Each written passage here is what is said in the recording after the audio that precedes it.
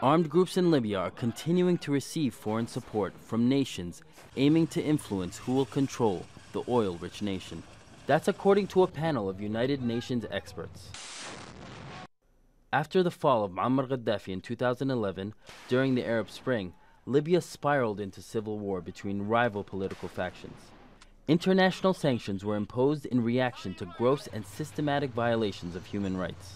The latest report highlights countries that have both directly and indirectly fueled the ongoing conflict in Libya.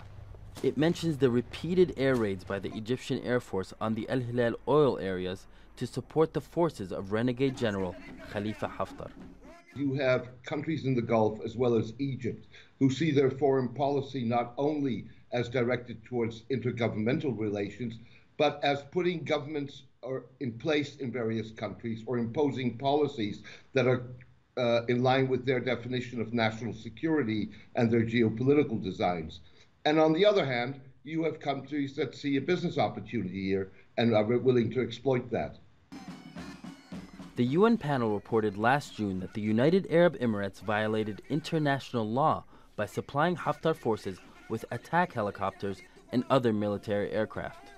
Pro-Haftar groups have been accused of kidnapping and torturing journalists, activists, and religious figures in eastern Libya, some of whom faced extrajudicial executions.